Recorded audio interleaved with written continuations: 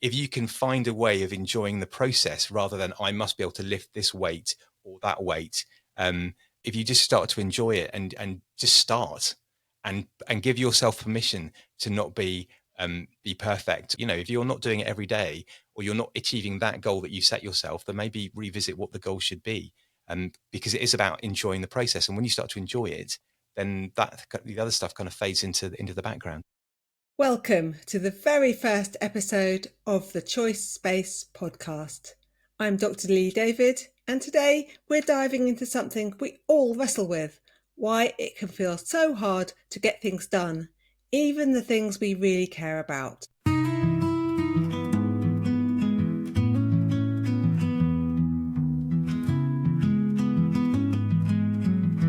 Imposter feelings and self-doubt are far more common than many of us realise. A 2020 systematic review in the Journal of General Internal Medicine found that anywhere from 10% to 80% of people experience them at some point, depending on how they're measured.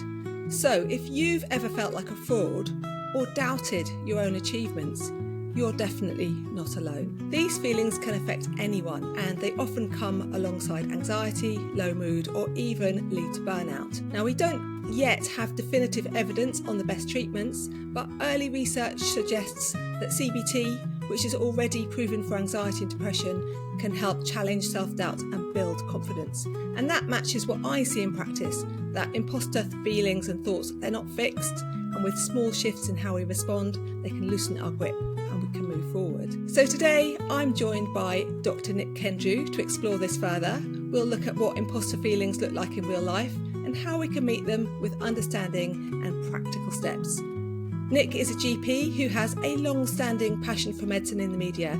He has regular TV appearances and he's the resident GP on Boom Radio, as well as hosting Boggle Docs, a podcast helping clinicians stay ahead of health stories in the media. Welcome, Nik. Hi, Lee. Thank you. How are you doing? Really good. It's great to have you here today on our very first podcast with the Choice Space. And it's lovely to be here. I'm used to normally asking the question, so it's an unusual situation, but it's lovely. And thank you for having me. Well, actually, I'm also used to not being the host. I'm more used to being the guest. So I think we've done a bit of a reverse here. Maybe it's brought a bit of our imposters up. It's very interesting. We can talk about that later. Yeah. Nik, when you think about your own to-do list, what's usually on there? And what's the thing that seems to hang around for ages and just never gets ticked off? Such a good question. I always have a very long to-do list, and I go through phases of actually kind of writing it out properly rather than it being in my head. And I think maybe if I'm getting more stressed, I'll definitely write it down. And there's something that is on my to-do list that's been on there probably since January and percolating. And it's an idea for sort of a feature on the podcast, the other one that I do, which is the Red Whale podcast. And I'm at the stage now where I know exactly what I want to do and I've got all the different ingredients, but it's now the case of sitting down and trying it out. And there's something blocking me. Don't know what it is. Help. But I often get these things whereby when I actually sit down and do it, it will be absolutely fine. But there's some kind of a block to actually stop me from even starting, because maybe I don't want to mess it up. Maybe that makes sense. That's so interesting. So it sounds like there's kind of two parts that I'm hearing there. And one of it is it's this percolating for ages. So it's quite an exciting, there's a newness about it. And maybe some of that weight is actually, sounds like it would be helpful because you're just mulling it over, giving it space to grow. But then there's also a bit of a block to action. It sounds like there's a bit stopping you from moving on from that. This is a great idea to what's the next step? Yeah, exactly. And I kind of came across this as well when I first started my podcast, Boggle Docs.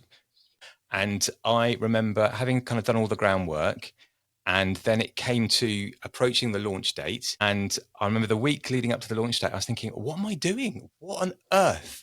Who on earth thought they could do a podcast? Why am I doing this?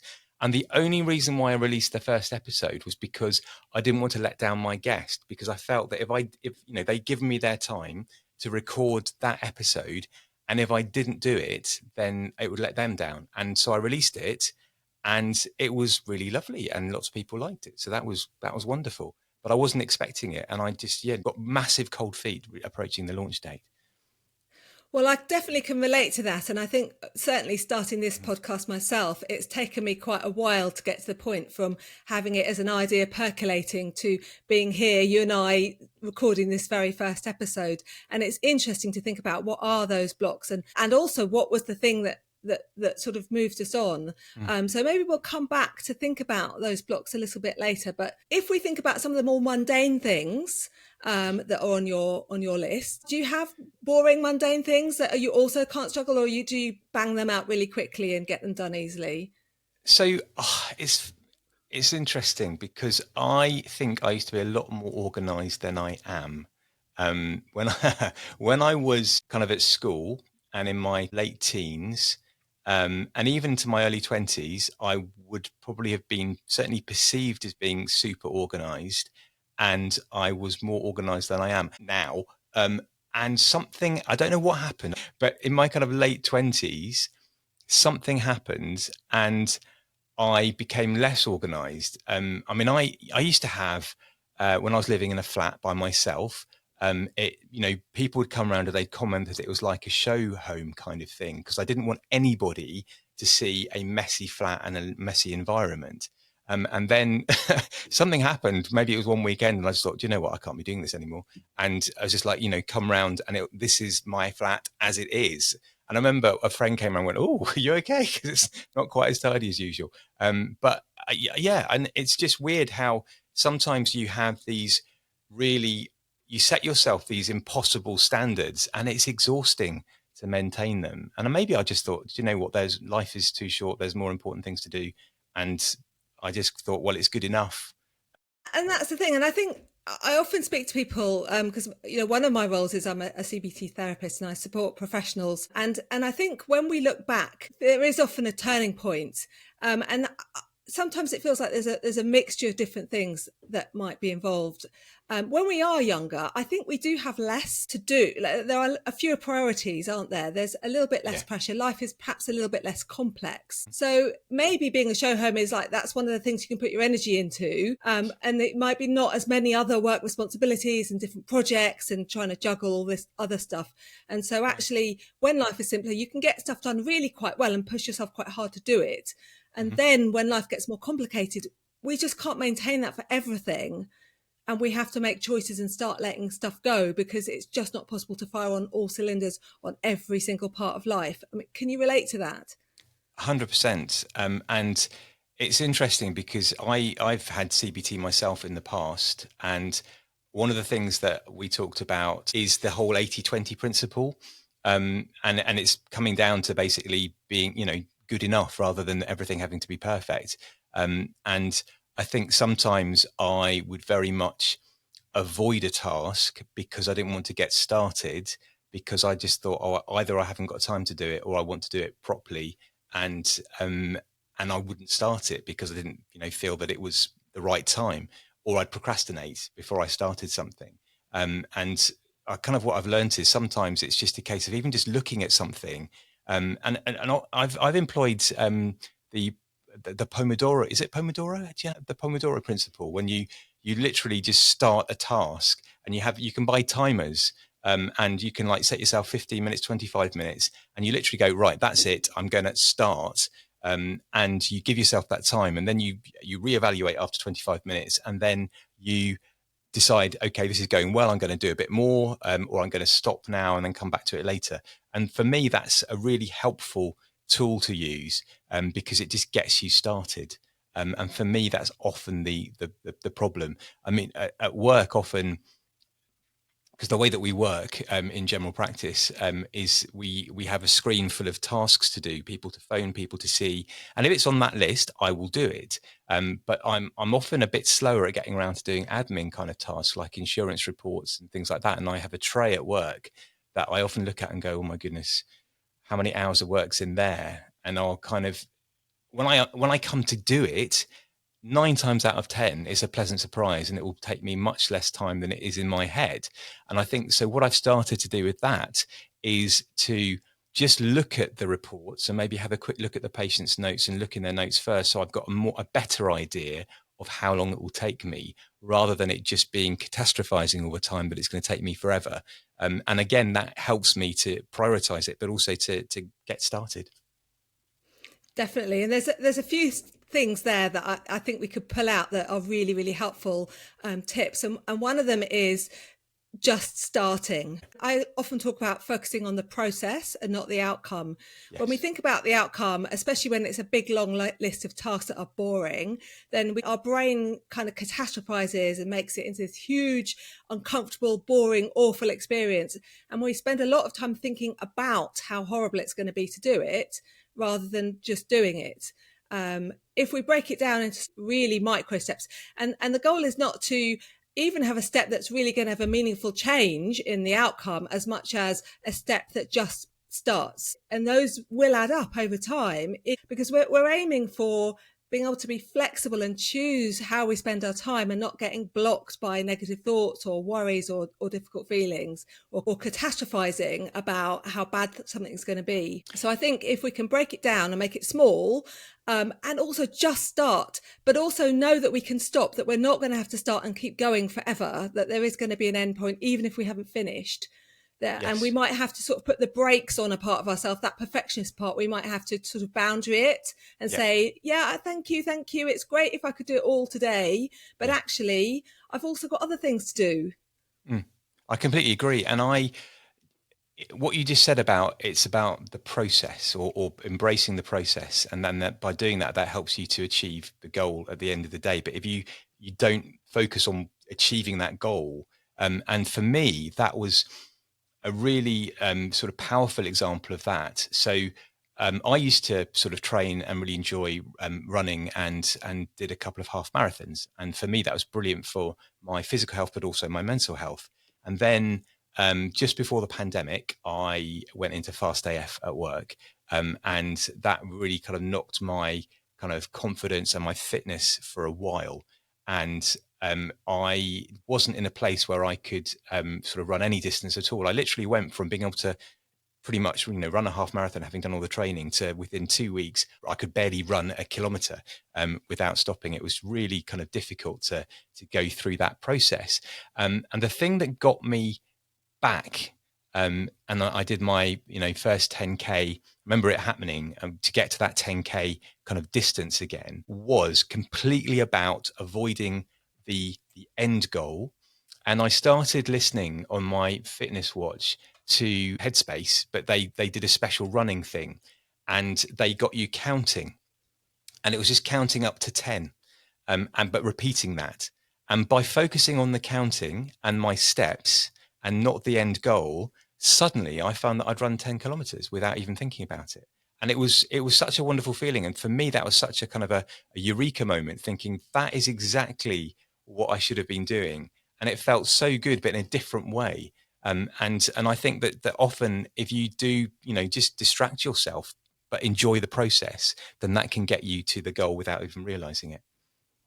Definitely. And that's kind of about aiming to be present rather than, and even letting go of, am I hating it? Am I enjoying it? Yeah. But I'm just going to be here. I'm going to be here experiencing it. And you can kind of get into a sense of, the idea of flow, where you're very engaged in what you're doing. And you can get into flow whether you're doing the dishes, whether you're doing your admin at work, whether you're doing some running or doing something you absolutely love. And it's probably easier with things that you love. Time passes and you forget how long has gone by. But Mm. actually, we can find that in all sorts of other ways. And I think that idea about trying to connect and be present in what you're doing really helps, because it helps us let go of the stories we tell ourselves about how good should I be. I think it's the big should Yeah. comes up a lot in exercise and in other things. Do you notice that for yourself in getting stuff done? Are there a lot of shoulds, do you think? Totally. And it's got, yeah, you should be better than this. You should be able to do X, Y, and Z. The certainly with exercise, it's again, I've been getting blocked. And in my head, I'd be thinking, I need an hour to do something, valuable, something that's actually going to make a difference. And if I haven't got an hour, then there's no point even starting. And so I've spent months and months and months not exercising because I didn't think I had an hour. And then I was on holiday in June, and I was watching or doing a HIT class with Joe Wicks that I'd used in the pandemic.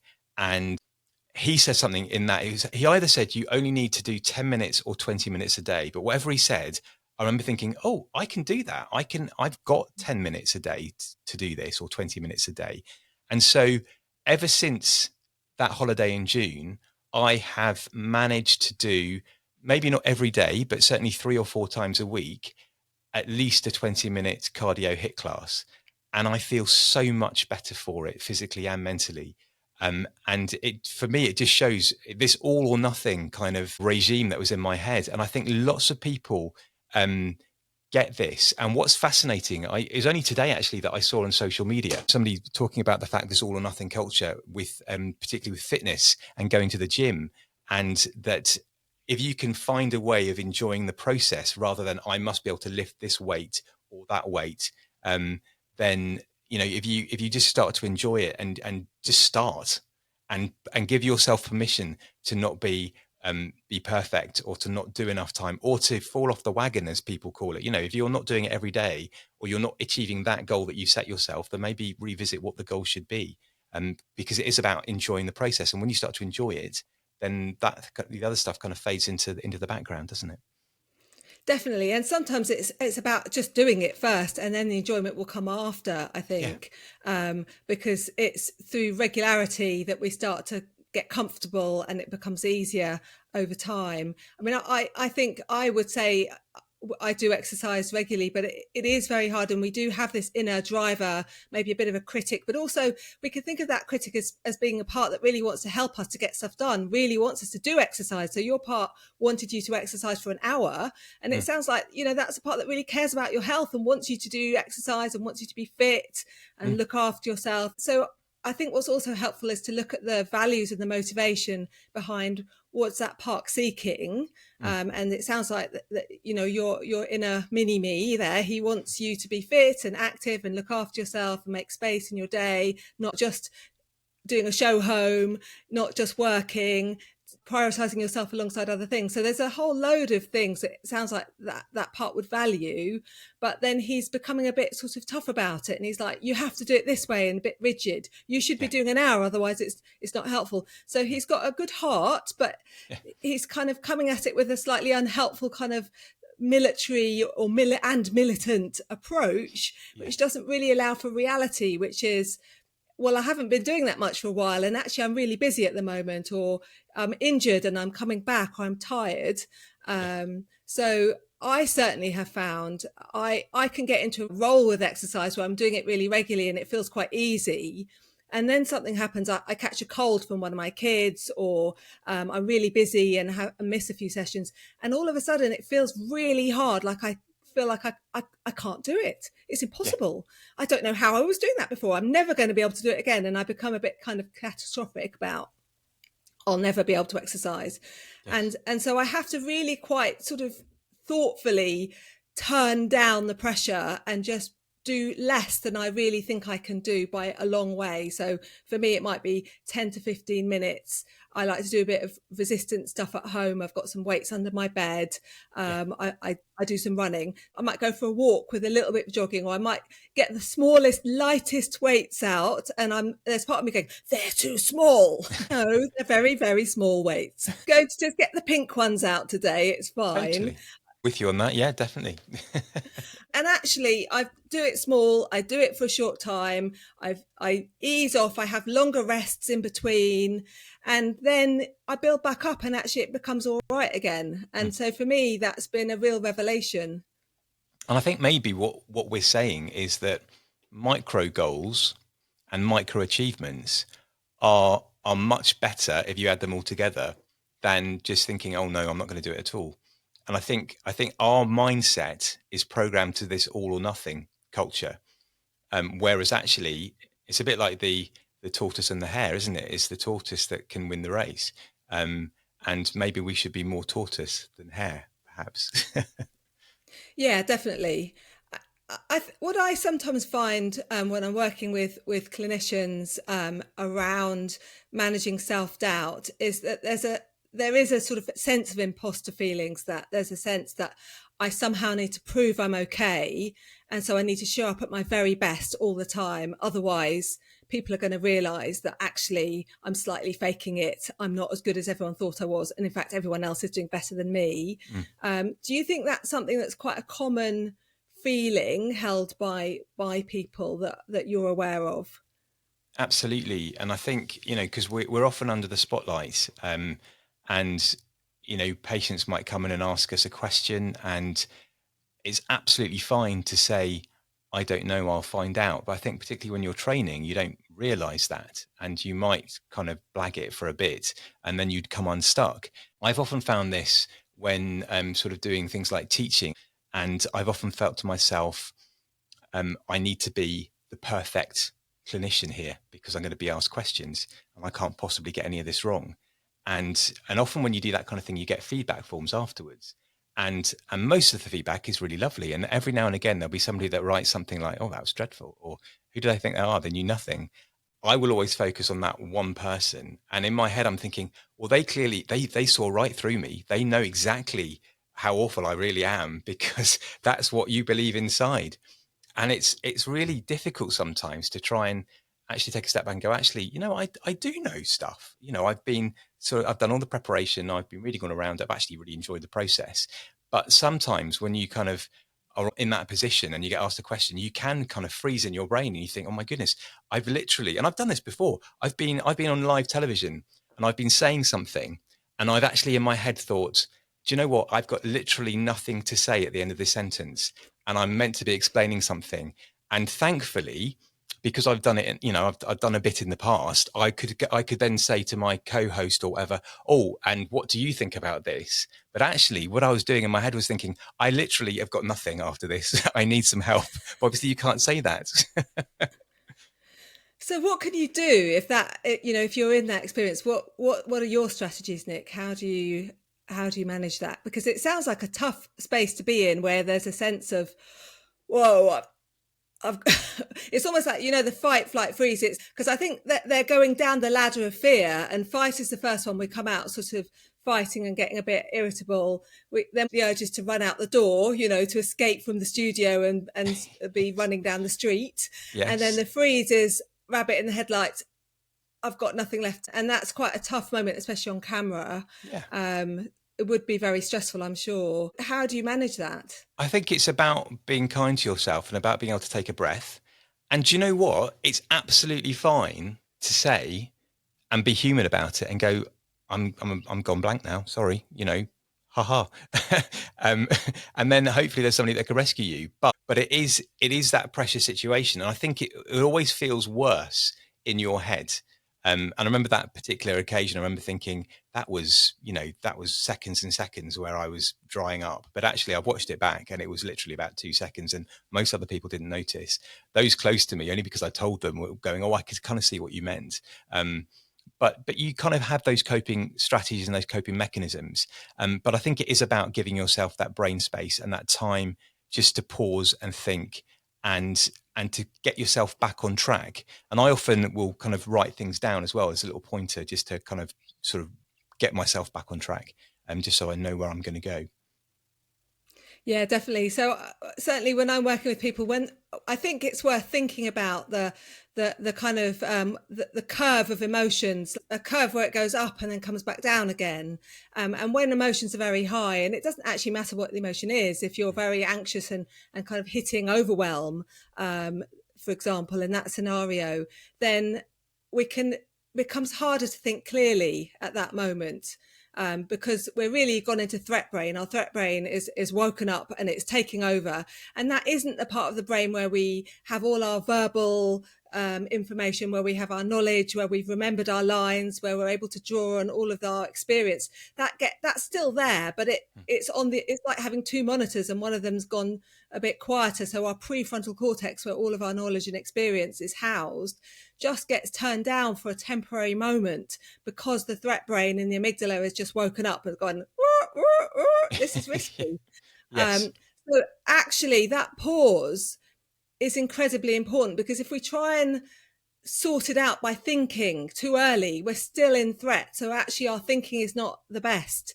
So Mm. we need to take anywhere between just 2 seconds and 10 seconds to just ground ourselves, do that pause, notice our feet on the ground, maybe a slow sigh, like a ha breath, which is using the diaphragm to exhale, like a Mm-hmm. maybe stretching the shoulders, and just even have a sip of the water. I quite often get my water bottle and just get a drink, have a Yeah. sip, gives you a moment and breathe. Yes. Yeah. And then it's back on. My thoughts are back. Yeah. Oh yes, I know what I was going to say. Exactly. So it's kind of remembering that regulation is part of that process, and it's not just try and push straight on into I need to do this, because that's where we get panicky, because we're not quite ready. We haven't regulated yet, and we're trying to do a task that our brain isn't quite ready to set up for. So just taking even 1 or 2 seconds to regulate. And now let's go. Definitely. And I've also found really helpful that when you are very stressed, that even in your most stressed moments, that still within you, there is some calm, and you can find that calm, and then you can utilize that to find your way through. And it's a bit like when you think about a cloudy sky, that beyond the clouds there's always that blue sky, and it's just about having those kind of sort of thoughts and tools in your toolkit to be able to find that blue sky, or that calmness within you. Definitely. So I sometimes think to myself, well, if I wriggle my toes, I don't think my big toe's that anxious, know what to say or not. Or I can hear a sound, or maybe I can hear the sound of the hum of the computer. And my ears are not that worried about, how I do today. So not all of me is. And so it just reduces that kind of hyper focus on risk. Yeah. And Mm-hmm. then we can deal with it when it just gets shrunk down to that kind of one experience amongst many. I think it really helps. Yeah. I think it's trying to avoid the panic, isn't it, before it sets in properly. Yes, definitely. And on the other end of the spectrum, I'm just thinking about, sometimes we get anxious and that gets in the way. But also, if we feel a bit down, a bit fed up, a bit demotivated, a bit low, that can make it harder to do stuff as well, can't it? Yes, absolutely. And I think for me, it's about being aware of those kind of things creeping in. And I know that, and I often talk about when I'm functioning well and when I'm functioning less well. And so I know that when I'm functioning well, I will be listening to music. I will be doing regular exercise. I'll be giving myself the time of self-care. And what I need to work on a bit more is to be more self-aware, so that when those things start to slip, that is a kind of a warning sign for me that I'm getting more stressed, and that I need to kind of go back to those things which give me joy, but they are literally the first thing that goes.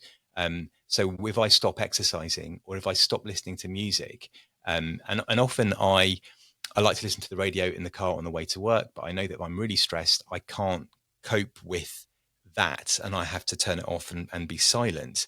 And it's just being a bit aware of that, that does make a difference, because then you can take steps, things like square breathing and all that kind of stuff, just to kind of reduce it down, live with it, not fight against it, but be aware of it, and hopefully find kind of a calmer way through. Yeah, I think that's really helpful, and I do think when you stop doing those things, it's to look on it as a signal that, oh, I need to do some. What can I do to look after myself here? What steps do I need to take? And I would often encourage people to, maybe it's a bit like the running we were talking about, or the exercise.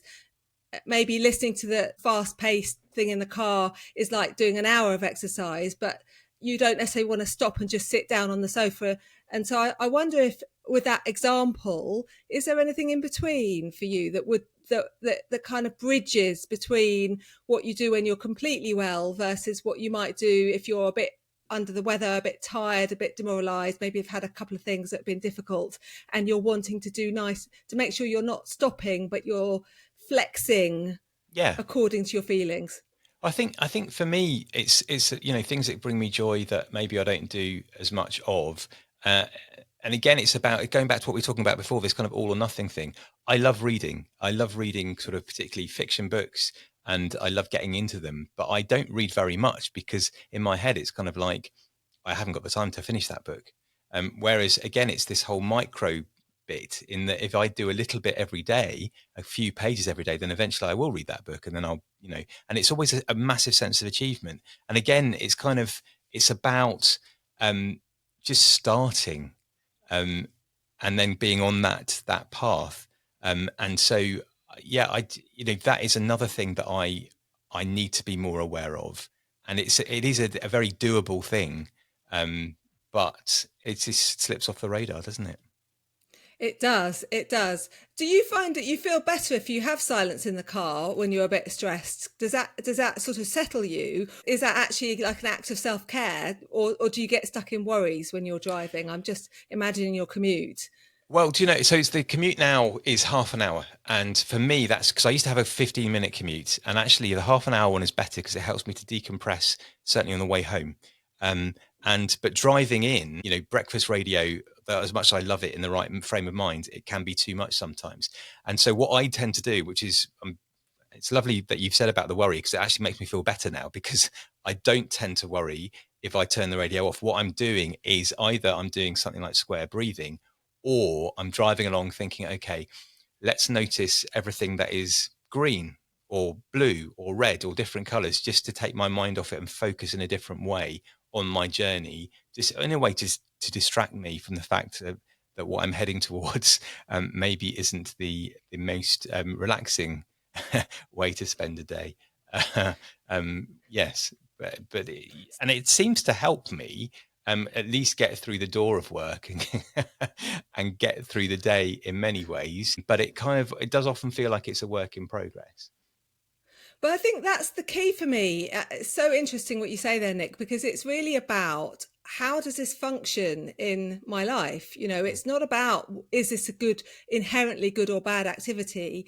It's how does it relate? How do I relate to it? And what's the impact of doing this? And so for you, it sounds like that's an opportunity to actually be a little bit more present in the car. I'm hearing it's kind of like a mindful drive, isn't it? So finding a bit of flow in just being connected in the moment of being in the commute, rather than perhaps thinking ahead to what's going to come up at work. And I think listening to the radio, there's a lot of news stuff, and sometimes that takes us into a different type of threat, Yes. where people get quite worked up about things happening in the world, and it can just be something we haven't got enough capacity to take on board at this point in my life. We Mm. might think, no, I've just got to get to work today. I can't be listening to the news as well. That's just one thing too many to take on. It's like, I haven't got enough processing space to do everything at the same time.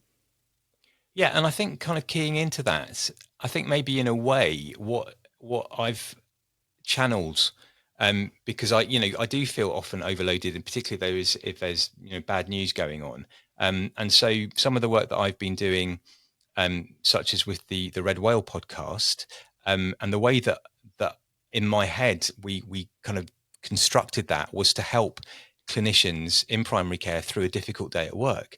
And I think hopefully, because I can experience what it can be like to feel overwhelmed by listening to something in the car, then we try and make it an experience whereby it's kind and it's feeding information that we need to know, but in a light way. And also we do fun things and funny things, hopefully, to help people reconnect with what they actually enjoy about the job in the first place, and they might have forgotten about, because when you're overwhelmed with really sort of stressful stuff all the time, you just can't see the wood for the trees. And for me, it's kind of just trying to say, I know how that feels, and let's try and get back on track together.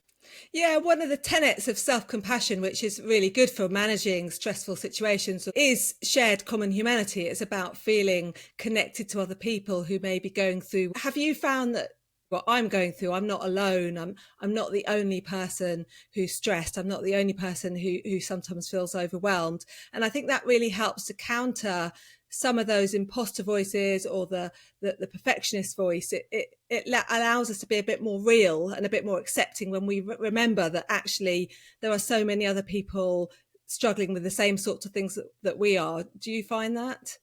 Yes, and I think when you remember that, you actually feel more normal, because you feel that we're all going through it together. And I think sometimes we've lost that sense of community, and it's about trying to find that from somewhere, because it's so easy in any job that you do, even if you're working in an office, if it's not open plan, if you've got an office where the door can shut, then it's very easy to feel isolated. And even if you're having a bad time and you're actually in a crowd, you can still feel lonely. So it's about acknowledging that, and maybe starting those conversations, and chatting to somebody who would understand it in the workplace with you. It's about sort of building allies in the workplace as well. Yeah, and I think in many ways that underlines why I wanted to start this podcast, which is to have these kind of conversations in a more open way, connecting with lots of different people with different shared experiences, and actually sharing some of our humanity, which I think is such a lovely thing to be, to feel connected to others. So it kind of fits. It's a values based thing. For me, one of my values is about connecting. It's about meaning, doing things that feel meaningful to me. And I think that's how I managed to get over my block about starting a podcast, was to try not to focus on how good is it going to be, and to focus on what's my value in doing this podcast. And for me, it is very much connecting with people like yourself, with many others who have got these shared human experiences, and maybe being able to learn a little bit about other people, and feel more connected to them through this experience of talking. Have you found that connecting with your values and what matters to you has ever helped you to be able to do things that are difficult?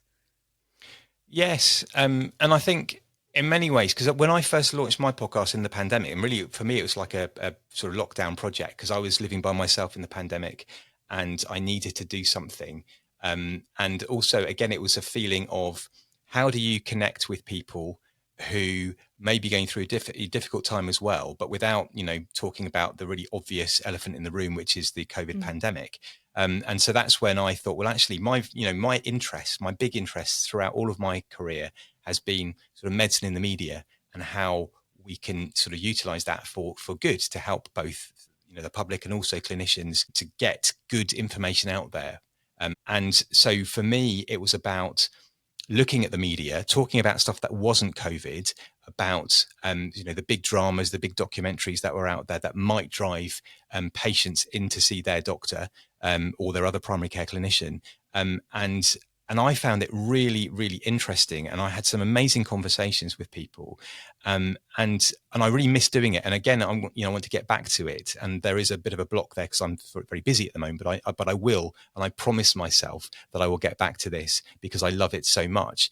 But it's really, for me, it's about kind of finding that common sort of thread, and almost kind of I've kind of done the groundwork by maybe watching the show and telling people about it, but then they watch it themselves and they'll get their own kind of sort of positive thing from it, and learning point from it, which will then help them in their everyday when they when they go back to work. And if they're prepared, when a patient comes in and goes, oh, I'm really worried because I've seen this on TV, help. And if somebody that's listened to my podcast has gone, well, actually, I've done the groundwork, I've even read the resources, I can really help you now because I know exactly where you're coming from. That to me is an amazing kind of thing to be involved in, even in a small way. And yeah, and I just find it really rewarding to kind of to be involved in that process. Definitely. So if we come back to the thing, you don't have to say what it is, but you said we started today talking about something that you are there's a bit of a block Yes. to getting done. So what do you think? What have we talked about that might move you towards something? Is it a micro step? Is it thinking about your values? Is it letting go of perfectionism? What do you need to do to focus on this next hurdle? It's interesting because I've set some time aside this coming weekend to do this thing, and it's, for me, it's about it's about the perfectionism business. So it's about, I know it won't be perfect when it's done. I need to get a version of it for people to listen to say that bit works, this bit maybe needs a bit of a tweak. And it's about kind of getting, it's almost like you need to pitch your idea and get people on board. And I know I've got a number of people on board already, but it's about, they've now put their faith in me and I need to make it work. I'm so excited if it gets to work properly, but we'll see. It might not happen, but Yeah, and maybe it's a bit about not if it works, because that's an outcome focused idea, isn't it? yeah, That's like it'll be big when it, and that is the outcome. And that obviously that's your value, is that, there's something exciting. It's kind of connecting into something. It's achievement focused. And that is amazing. But it might be that if you get that too big and that becomes a blocker because we're trying to live up to something that's quite difficult. So is there any value in coming back to the process again and actually just the next small step? Well, this is it. This is what I've managed to do this weekend in my head, is that I'm going to enjoy the process of putting it all together, because that's what I love doing, is making kind of audio content for podcasts, and translating ideas into the audio format. So I'm going to enjoy doing that, and even if at the end of the time of me doing it, and I've enjoyed doing it, even if it doesn't get commissioned, I'm still going to enjoy the process. And you can still learn from an idea that doesn't make it. And in fact, some of the best ideas come from a failed idea. So, and there's no such thing really as failure, because you can learn from everything. So I'm just going to enjoy the process, which excites me just thinking about it. And so I've got some brain space to do it, and that's going to be this weekend's job. Amazing. Well, that sounds, I can't wait. I will be watching with bated breath, but actually not too much bated breath, because I think it is about doing things at a pace that feel workable and not getting overwhelmed by that. But okay, so thank you so much. If listeners were to take away 2 small choices about, because this is the choice space, this is about how we make choices that move us on in life. What choices would you want people to be able to make?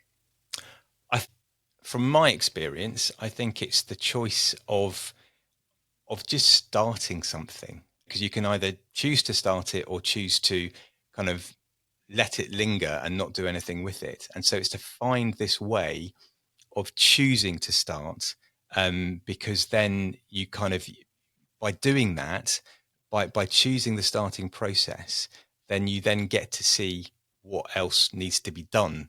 But if you don't start, then it's always going to be this unknown entity. So it's about kind of opening the box to see where you're going to go next, basically. And I think the other thing is the choice of looking at it as a process. Because if you choose to look at it as an end goal, then that makes it less manageable, less achievable for me, particularly. And I'm sure that's the same for lots of people. But if you kind of think, or you choose to think, let's just look at the process, let's enjoy the process, and then hopefully by doing that, you're going to end up with a product or an end piece of whatever you've been working on that is something that you're happy with. I love that, because I think I hear you, and I really want to emphasize, when people put stuff off, that's still a choice. Actually, not doing something is still a choice in its own right, and so it's kind of opening up the idea that we have these small choices about how we even move towards doing an activity. So for me, I would build on what you've said and say, choose things that even lead you up towards beginning. So it might be that you need to do some steps that enable you to start and to put that ladder in even before you think the first key step is. Maybe there's some micro steps well before that. So before you go for a run, it's finding your trainers, it's getting some exercise clothes that you feel comfortable to go out in, and they're not exercise, but actually they will facilitate you making that choice that makes it just a bit easy. We can always make life a bit easier for ourselves. Yeah. And so I would ease into the choice rather than making it just do it kind of choice, but actually a little bit lighter, a little bit smaller, and maybe a bit less about focus on achievement and more on the process of somehow changing our relationship to this thing. Absolutely. Okay, so fantastic. Thank you so much, Nick, for joining me. It's been a really interesting conversation. And I hope that you will come back again and talk to me in the future. Yes, I'd love to. That'd be fabulous. Great. Thank you very much. Thanks, Lee. Take care. Bye-bye. Bye-bye. Thanks for listening to The Choice Space. I hope this conversation has given you a little more room to pause, breathe, and find your own way forward. If so, please do follow this podcast and share it with someone who might value this space too. And I hope you'll join me for the next episode. Until then, take care and keep making space for what matters.